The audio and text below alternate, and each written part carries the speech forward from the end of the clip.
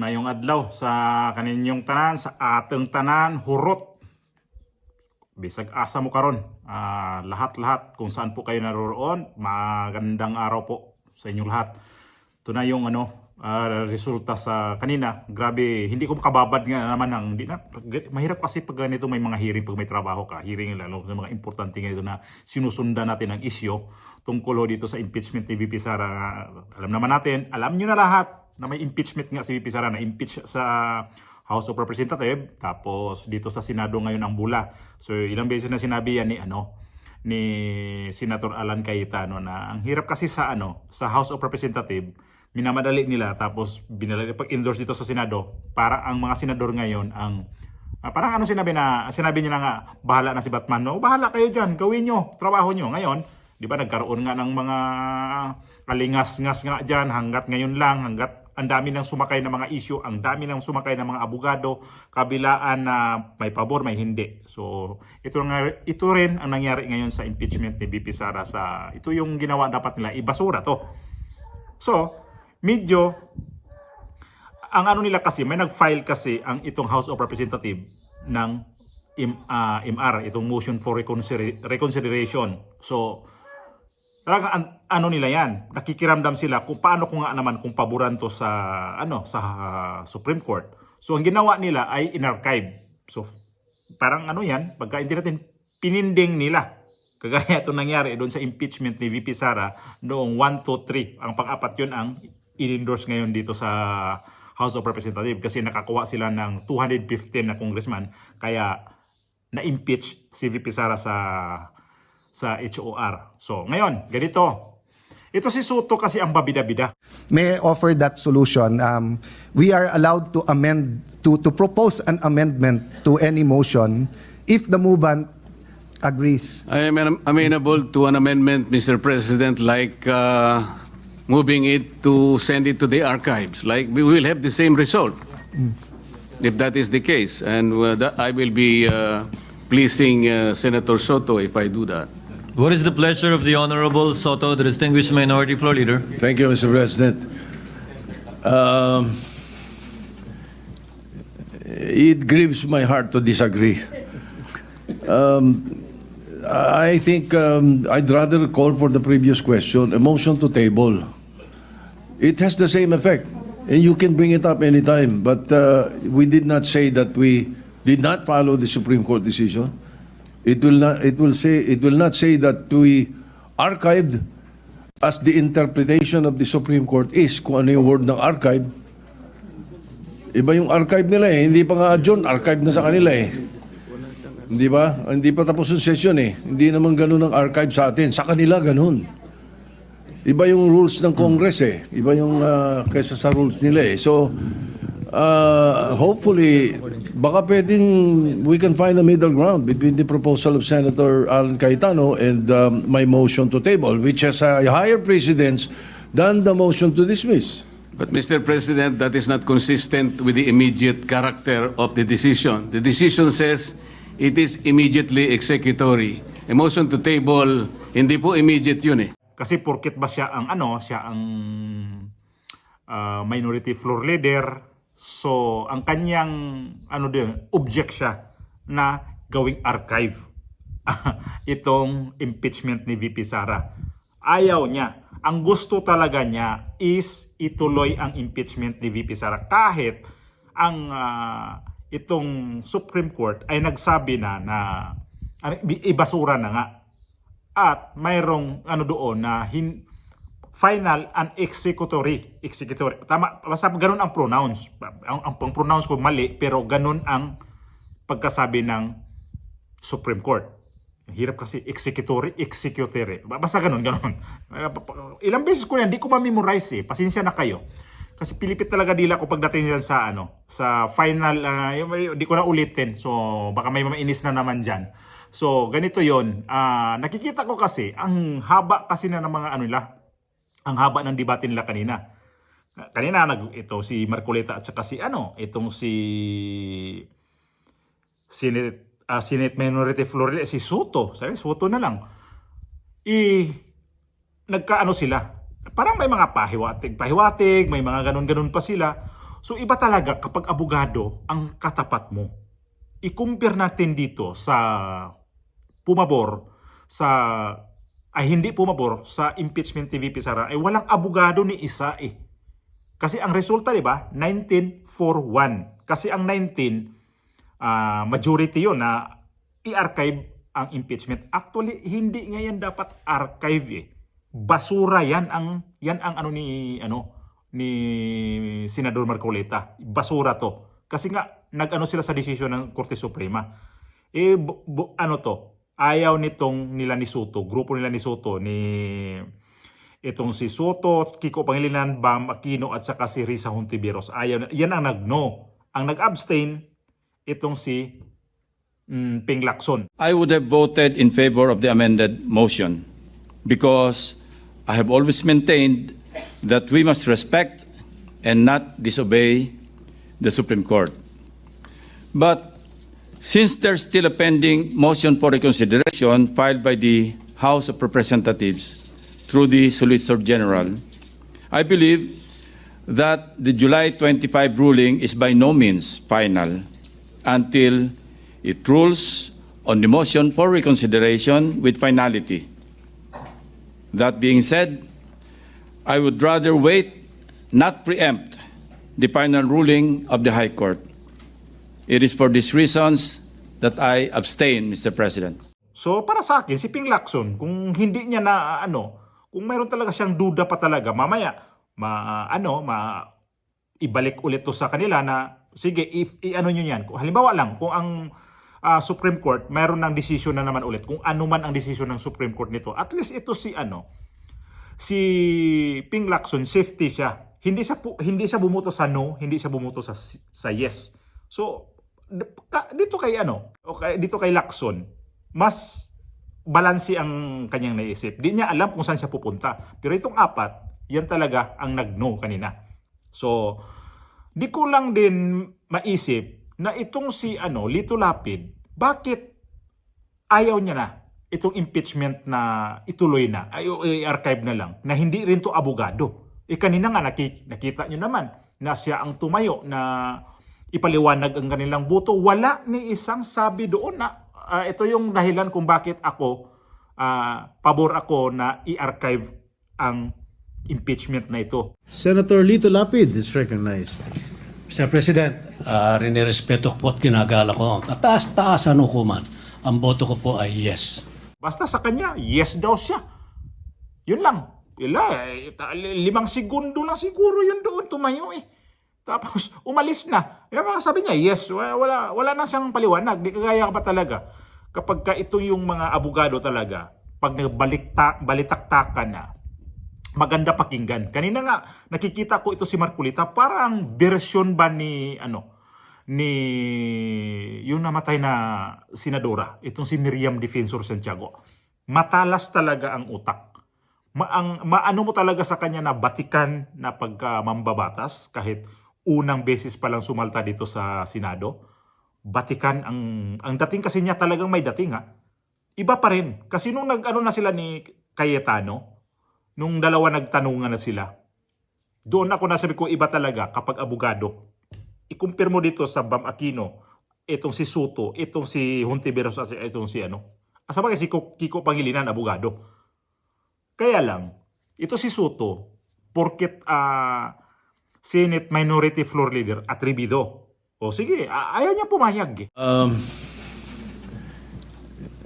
It grieves my heart to disagree. Labag sa loob niya, tinanong siya kung papayag ba siya. Kaya, itong natin talaga, lesson na rin natin to ha. Kapag ganito ang mangyari talaga sa bansa natin na kapag yung mga kandidato na hindi abogado talagang ibubuto natin, advantage talaga ang abogado. Kasi talagang nandoon sa kanila yung batas talagang papairalin. Na nakikita natin itong si Chis Escudero. Maano natin na medyo hindi masyadong balanse, pero kung titingnan natin ng maigi, mayroon pa rin siyang sinusunod na batas talaga na yun ang predict niya na baka ito yung dito ako malinya, baka tagilid ako dito, pag dito rin naman ako tagilid ako rin. So ilagay natin sa gitna tayo. So yung iba dyan nagsasabi na si Chis Escudero ay pro Duterte, pro Sara, para sa akin, parehas lang naman sila ni Marcolita eh. Kung sino nakarinig kay Marcolita na na hindi siya pro Duterte, ang sa kanya gitna. Ako doon, hindi ako nag-react eh. Nakikinig lang ako doon eh. Kung ano ba talaga. So ang pinapaliwanag niya, gitna siya. Kung ano yung ikakabubuti, ito yung tama, doon tayo. Yun ang ano niya. So ang prinsipyo ni Senador Marcolita ang kanyang tinitingnan. Unlike dito sa ibang mga senador, unlike dito sa ibang congressman, makikita natin ito. Kahit mali na nga, kagaya ni Martin Romualdez, abogado din to, mali na nga, ipaglaban pa rin na sila, mag-file sila ng motion dito sa Supreme Court. Ay nako, naman speaker ka, abogado ka pa, tapos ganun ang attitude mo. Talagang sabi mo, ang impeachment, ang impeachment, wala siyang alam dyan. Kung mayroon man yan, aksaya lang ng oras yan. Mayroong mga sinasabi siyang ganun. Pero ngayon, tahasan na. Na talaga, bulgara na yung ginagawa niya na talagang itutuloy talaga ang impeachment sa House of Representatives. Di nila matanggap talaga na talo ang kanilang trabaho, na palpak talaga sa impeachment ni VP Sara. So, ang mali talaga niyan, kayo mismo. Ganito ang iboboto natin ng mga congressman. Karamihan ngayon sa congressman na mga tawag ko niyan, mga yan, yung masyado bang balahura na. Hindi mga abogado. Ito, sila ni Alyong, itong si Bini Abante, yung Asidre na yun sa party list, di naman yata abogado to, yung baboy na rin yan eh. Baboy yung mukha ba, bilog na Mayroon pang isa yan, na parang si Mr. Ribin ang mukha, yung pumasok yan sa Quadcom. Sino pa ang hindi mga abogado na napakaipal talaga? Akala mo ang daming baon na alam sa batas, pero pag kailangan nila ng batas, kailangan nila malaman ang batas, abogado pa rin pupunta. Tapos yung abogado, siyempre, pag matanungan nila, anti-Duterte yan, yun ang sundin nila kasi anti-Duterte yan eh. Ito yung tinatanungan kong abogado eh. Kaya nila Laila de Lima, abogada. Kasi ayaw naman to na mga ayaw na to sa mga Duterte. Ito si Chil Jukno. Diyan sila nagkomento siguro na ano bang gagawin namin dyan. So ito yung 1941. 19 ang in-archive, 19 ang senador ang nag-archive, pumabor doon, 4 yung gusto ituloy ang impeachment, na hindi sila, ayaw nila yung ganon na i-archive, especially Soto, ay ito yun sila si Lacson na nag-abstain. So dito pa lang makikita natin na mabigat itong 19. Kasi sila naintindihan nila yung sitwasyon sa impeachment. Kung ganun man lang na ipilit niya talaga yung impeachment ni VP Sara, kahit na may Korte Suprema, bakit mayroon pa tayong Korte Suprema kung ganun? Bakit kung may mga kaso tayo na kailangan talaga i-endorse natin sa sa Korte Suprema, iduso natin ang mga kasong labi nagika na sa Court of Appeals, sa DOJ, Court of Appeals, wala na kay laing takbuhan, di punta ka na sa Supreme Court.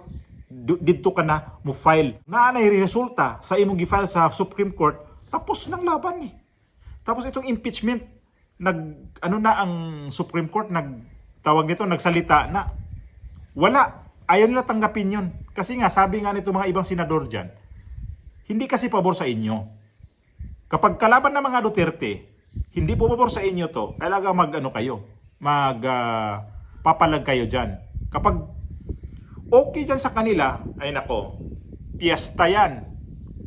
Talagang di magkamayaw yan sa tuwa niyan. Ngayon, hindi sila rin magkamayaw kasi ang feeling kasi nila, itong Supreme Court ay na control dito ni VP Sara sa kanyang impeachment. Imposible naman 13 na mga nasa sa Supreme Court. Lahat sila yan walang nag-abstain man lang. May nag-abstain, 2, di ba? Di bumoto. Wala man lang nag-no. Lahat yan pinaboran, lahat ang sinabi ng itong final na impeachment na labag sa batas. 15 yan, nag-usap yan eh. Tapos hindi matanggap ng itong mga tao na tulad ni Romualdez. O sige, isa pa yan, ito si Romualdez, hindi naman lahat din na kanyang sagutin. Kinuha nila yung Solicitor General. Yan ang nila, tumatayong abogado ngayon, yung Solgen.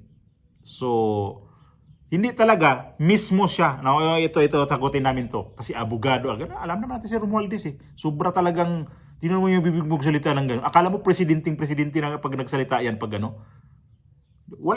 walang nakapagsabi sa kanya, uy, yung porma mo, dami nagsabi, presidente ka na. Baka natuwa din siya, no? Tapos, ito yung mga senador ngayon si Marcolita, ito nang inantay ko talaga na ito siya, o sige, neutral talaga to siya. So nakikita ko dito na ito nga yung version na Miriam Santiago, itong si talagang batas ang niya.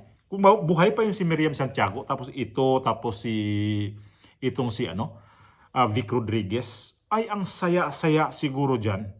Ewan ko lang to si Bundok, kasi si Bundok talagang baguhan. Pero ito si Vic Rodriguez kasi, nakikita ko rin dito na matinik talaga eh. Kaya lang sayang din eh. Tapos itong version ni Marcoleta na style Miriam Santiago, ang ganda niyan pagka nagsama yan dyan sa Senado. Buhay na buhay ang Senado ngayon. Kapag ganyan ang tatlo, Marcoleta, kung buhay pa yun yung namatay na senadora, ay nako, si Miriam Santiago, sayang lang talaga, maaga na wala. Tsaka ito si Vic Rodriguez. Sabi ko nga sa inyo, buhay na buhay itong matanggal na yung mga iba dyan na mga walang kwenta. Itong si Soto, sus, Ginoo ko, Soto. Kung hindi ka lang din siguro nag-promise sa iyong sa iyong kampanya na yung sweldo mo, buong sweldo mo sa iyong termino na ipamigay mo sa mga estudyante, hindi ka siguro mananalo. Yun ang ginawa mo puhunan eh. Wag ka mang budol doon ha. Kapag binudol mo yung mga estudyante na hindi mo sinusuportaan sa sweldo mo na buong itong termino mo, yari ka. Hindi ka na talaga makabalik. Sabagay, may itbulaga ka namang balikan eh. Doon ka na lang siguro, bulagaan kayo doon. Ikaw yung maestro doon eh.